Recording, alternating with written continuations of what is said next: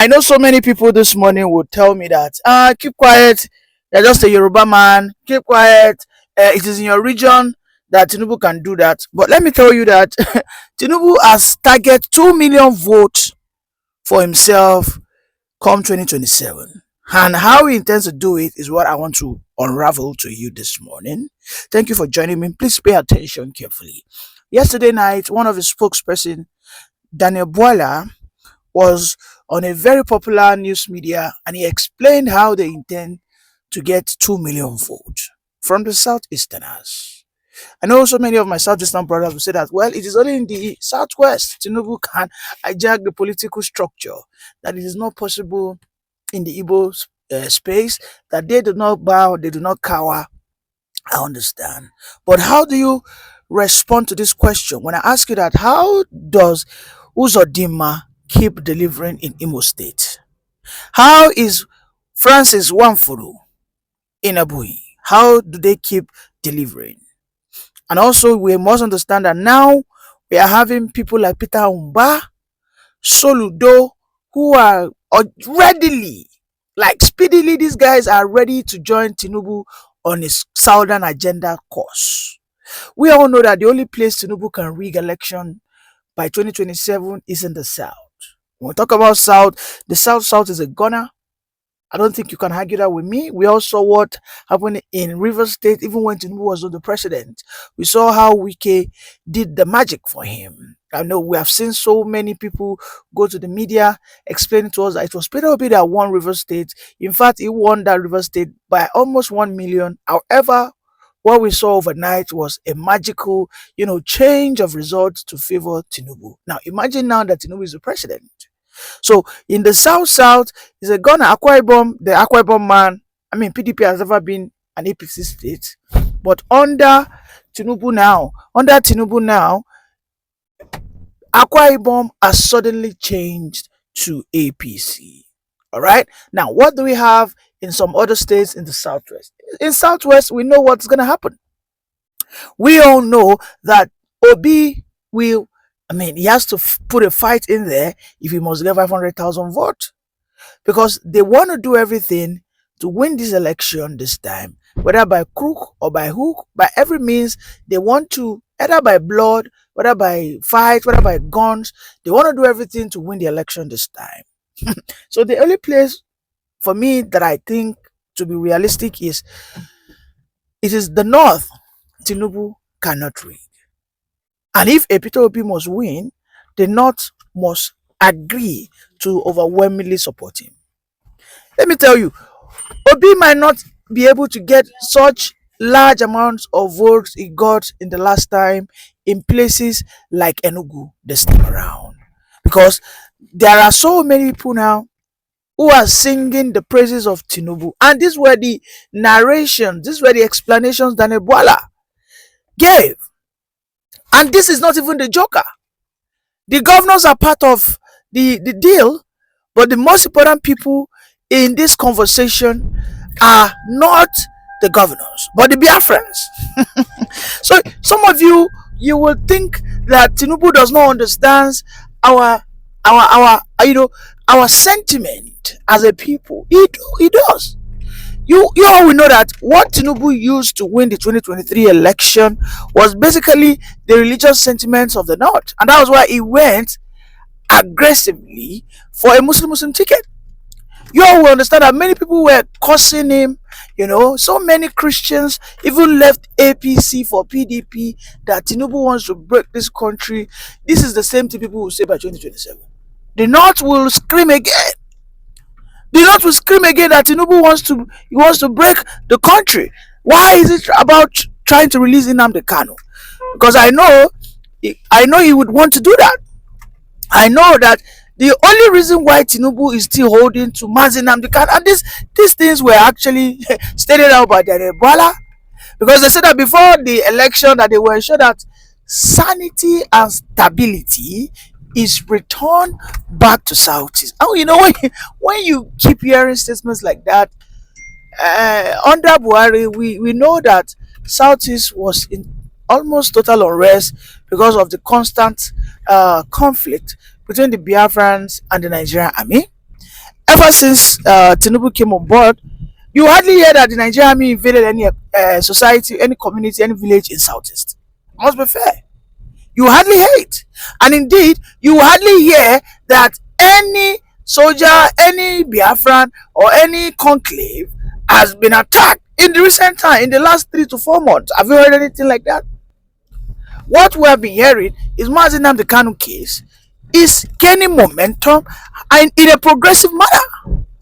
So here is the bargain. Here is how will the North hold Tinubu down, because Tinubu seems to have locked down every part of the South. Otherwise, why do you think Obi is finally thinking that ADC is the only way? Why do you think? I mean, in 2023, Obi didn't have to really think about the North. And to be fair, Obi won that 2023 election. But it was rigged because he couldn't defend his vote. In the South, in the same South Obi is from, Obi could not defend his vote. I don't know, I don't care if you cost me, but that's a fact. If he had the capacity to defend his vote, he wouldn't have been rigged out shamelessly or shamefully in River State.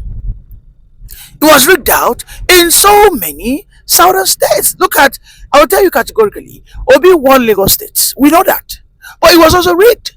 So you mean in 2027, when Tinubu becomes, aggressively desperate, in what he wants to, certainly complete his 8 years, which some people might suggest or speculate that he might not even complete, considering his health and all that. But this man is a power monger. He doesn't. He's a sit-tight person. He doesn't want to step down peacefully. So the North must be the ones that will break the back of the camel if they want Tinubu out, not in the South, because the South is like a walkover, like an home run for Obi as it stands. For Tinubu as it stands, it's like an home run for Tinubu as it stands. The governors, the councillors, the traditional rulers, every piece of them are working in favor of Tinubu. We know that just some days ago that APC wrote a letter to all the kings in the southern Nigeria that it's come to Aso Villa. And when they were there, Femi Bojamiala told them that, listen, we are doing everything to push Nigeria forward. Okay? And after that meeting, what we saw next was Dapo Abiodun. Dapo Abiodun wrote a letter to the kings in Ogun State that they must deliver APC. That if they don't deliver APC, that they will lose their kingship, their throne. So you can imagine the level of threat that will be meted out, that will be read out to all the southern kings, the governors. Have we not seen what is going on? Like so many of these people right now have found a way to just be in the good records of Tinubu because they don't want to offend him. They do not want to offend him. They understand that Tinubu, as it stands today, wants to sack everybody if you are not in his favor. Why do you think this young man, the former governor of Delta State, rushed to join APC from PDP? Okowa. All of a sudden, Okowa said that I regret running as a vice with Atiku. So the North are the only ones that can break the camel's back. Daniel Bwala said so many things. I'm going to play the video for you guys. But before I do that, let's think about this issue of Mazi Nnamdi Kanu again. Do we really think if Tinubu releases Mazi Nnamdi Kanu, Tinubu will get some sympathy votes? Now let's be frank with ourselves. Do we think Tinubu will get some sympathy votes? Do we think? I think he will. You know why? Because I know as we move closer to 2027, Tinubu will begin to push things that has to do with the southern sentiments, such as restructuring, such as regionalization, so many other conversations. So you see, and by that time, the North will be crying and agonizing that apparently it seems Tinubu wants to divide his country. So so as these things goes by, Tinubu knows where he needs to hit. My question is, if the North in time does not, act to support Obi, yeah, then they must understand that it will be an easy, ride for Tinubu, because the South will not go out there and defend the vote when they know that their life is at risk. Nobody go do am. Nobody will. Yes, because we know that Obi is not a fighter. We know Obi is a good man. He's way better than Tinubu. We know that. But Obi is not a fighter. I don't think you will ever see anywhere in the world where the followers will outrightly go out there and fight for a leader who doesn't want to stick his neck in the game. Nobody will do that. In Senegal, where we all witness how the young guy, Diomaye became the president. We all know that Diomaye was imprisoned. Sonko was in prison. The former governor of Senegal imprisoned all of them. They were more or less like revolutionaries. We saw all these things, and in so many other countries, we know how Donald Trump was. I mean, that Donald Trump was vilified. He was winch on. Donald Trump fought and fought and fought. In fact, Donald Trump was shot at. I don't think Peter Obi is ready to put his life at risk to that extent. So this is why I will tell you that if Tinubu tomorrow begins to say, okay, let me give Nnamdi Kanu a presidential pardon, and when I do that, let me have an open engagement with the Southeasterners. I mean, I think Biafrans in their large numbers, at least like 500 can vote for him. 500,000. I know they can. Because Tinubu will not just release him alone. He will say he is ready to negotiate. And I know my southern people are fickle-minded. They will. Because to be fair, you cannot actually just isolate yourself. If you must get your Biafra, if you must succeed, you have to have conversations. So if a president begins to talk in that line, which I believe he will, why wouldn't they give him the vote? Because everybody can see that the North is against it. Everybody knows that the people who are supporting Tinubu today are basically the Middle Belters, the Southwesterners, the Southerners. The Southeasterners have not kidded. And it is when Tinubu begins to actually, energize or just give life to their sentiment that they might, okay, maybe this man can do it. Well, it is possible he can actually do it. So 2027 for me, I think Nigeria will end. Yeah, because the North, they will see all these games, all these schemes. They go finally say that, oh, party. Because they alone might not be able to make Obi the president. And Obi must actually up his game if he must have considerable amount of votes in the South. Because what I'm looking at in that 2027 election is Tinubu wants to have a flawless victory in the southern region by every means, using talks, using the IPOBs, using the every means of machinations, violence. He has a state security apparatus in his fingertips. My brother, it's going to be a hard nut to crack by the North. And what Bwala said is something we must hearken to. If we must not have Tinubu by 2027, the North at this very moment must step down, have that open declaration, an open support statement that Obi will be the president. Otherwise, Tinubu will find a way in there using Mazin Nnamdi Kanu, using the restructuring agenda or the regionalization agenda. These are what Bwala said. Let us listen to Bwala for just about 3-4 minutes, and then we'll call it a day. Let's listen together. Let me take you to a rather interesting political scenario that right. is, and I understand that this is troubling your camp very seriously.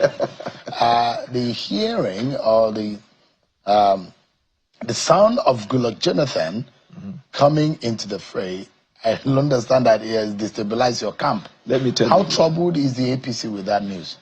Let me adjust the camp, the Melokon camp.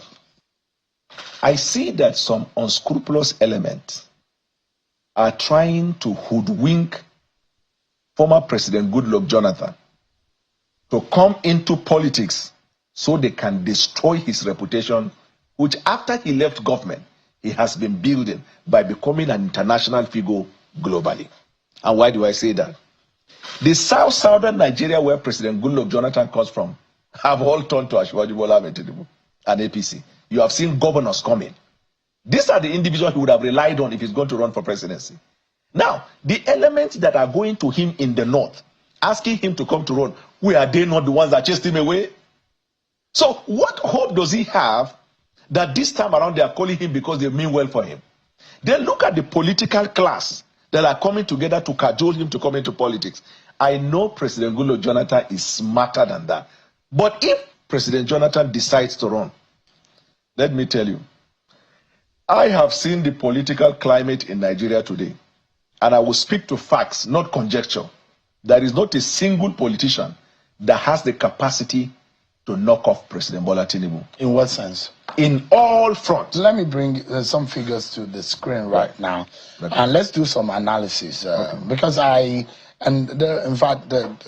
not just a bit under the weather. I didn't have the energy. I would have given you a bit more issues for us to chew on. But this is what I brought up a few days ago, to just give Nigerians a breakdown of how President Bola Tinubu won the election the last time around. And if you look at it, the analysis of what is going on and what things are looking like right now, the dynamics might change. You look at where the president got his highest vote. It was in the northwest region of the country. And in fact, Kano gave him the highest vote in the northwest. Over 500,000 votes. That was what Kano gave the president. Northwest gave President Bola Tinubu 2.6 million votes. And he got, followed by Southwest, his own, though Peter Obi beat him silly in Lagos, his home state, 2.2 million. He got an advantage in the north central and northeast region. In the south and in the southeast, it was nowhere to be found.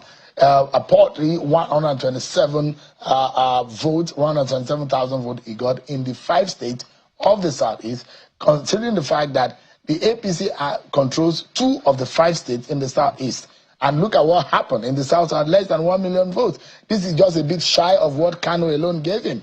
There are those who are saying that within the first 10 states that you will look at, it's going to be a stiff competition against this president. The 2.6 million votes might not be there again in the northwest, considering the fact that if he doesn't take any candidate from a very strong candidate, especially with President Muhammadu Buhari dead, and he's gone with his 12 million possible votes, there's going to be a problem in the northwest and in the northeast for him. You see these figures? You know why this thing is quite funny to me? This was the worst moment of President Bola Ahmed Tinubu's political trajectory. Do you know why? President Bola Tinubu came at a time when the odds were against him. Even members of the Southwest, I was with him in the primaries and before the primaries. I know prominent figures in the Southwest who turned their back from him. Why? Because they were hearing that a Fulani man will give to another Fulani man. So they rally around Alhaji Abubakar. The Southeast, they were trying to find a place. Majority of them tried to align with Alhaji Atiku Abubakar. The North Central, Peter Obi used dangerous rhetoric and deceived the church that he is going to take the country back to the church. And he got the number he could muster. You see this thing? This is going to be like I don't know how to describe it, but let me take you zone by zone. You see the Southeast, I guarantee you President Bola Tinubu is going to get more than 4 times, if not 6 times the value of the vote he got. So because all the governors get 800,000 votes or 700,000 in the Southeast, that's what you're saying? No, he will get up to 2 million. But let me tell you. In the Southeast, yes. Where will he get that? Let me tell you why. How many votes are there in the South? There are lots of votes. Yeah, but the question is that if Peter Obi is not on the ballot. No, Peter Obi will never. He's a director general in ADC, the coalition of. Peter Obi has 3 options on the table right now. Which option? PDP, Labour Party, ADC. Let me tell you, those who were saying PDP, when he had Jonathan, immediately he said he's Labour. And why he's Labour? He said he swore he never said he's Labour. He is. He said ADC. Then he swore that he's Labour. As I tell you, he's not going to get a ticket in any of the parties. That is Peter Obi. Now, the problem now is that he might not even get the vice presidential ticket from the way things are going. But whether Peter Obi is a ticket bearer of the party, Peter Obi has lost more than 50% of his vote because they were not votes that were built on agenda and politics. They were built on rhetoric and division. And Nigerian people's eyes are open. That is one, Southeast. When you go to the South, when President Bwala Tinubu came, you know, most of the governors were PDP governors in the South. Tell me a state in the South that is not supporting Ashwaji Bola Tinubu. Even the one that the governor say, I remain a member of PDP, say, I endorse Ashwaji Bola Tinubu. Are not governors that have the structures in the state? Come to the Northwest. All these places we've been going in the Northwest, the governors coming out, you know, talking about the policies of the president and how they will support him. Are they not the ones with the structure? Sounds to me like what I heard in 2020, in 2014, 2015 about Goodluck Jonathan. So I've been hearing this rhetoric. Let me tell you today. Goodluck, the coalition then that removed Jonathan was not this Akamo and Moi Moi coalition. No. Rochas Okorocha carried Abga on his back and came. Saraki carried a part of PDP and came. Tambuwal carried a part of PDP, congregation, and came. Atiku Abubakar had his own structure. He came. Buhari came with his own structure. All of them came together from their legacy party. No disunity, no double parade. They are intact. Alimadu Sharif came with his own. And when they came together, the other parties, Nigerians were dissatisfied with President Jonathan. I thought that the same thing they've done now. Atiku Abubakar. There's a Bukola. So there's answer. PDP. There is El-Rufai. There is Peter Obi. All of them are not longer on this side. Let me even tell you, the coalition is the media. Because the media has to project that there is an opposition. There is no coalition. If there is a coalition in Nigeria, that coalition is in APC. We are getting governors from their place coming to us. Now, let me tell you, these people that went and gathered in ADC, tell me whether any of members of their party followed them. Let me start with my former principal. I can count to you 20 prominent people, heavy prominent people around him. They remain in PDP, they have not followed him. Peter Obi has been chased out of labor. The only people Peter Obi have is scanty. Do you know the key people of Peter Obi? Where is Valentino Zigbo? Where is Kennedy Okonkwo? Where is Bala? I can keep counting them on and on. Right. And then you come to El-Rufai. Did he deliver? We lost Senate, we lost House of Rep, we lost presidency there. Or my senior brother Malemi, as an incumbent attorney general, he couldn't win the ticket of the primaries. We're totally out of time. So the coalition is the media. This ADC is not the coalition. Well, they say that the APC is going to be up against the Nigerian people in the 2027 election. And Nigerians are happy with us. We'll see how that works. Yes, I wish I had not won a green tie. I didn't know this was what you were putting on. But thanks so much, Daniel Bwala, for joining us tonight. My pleasure as always.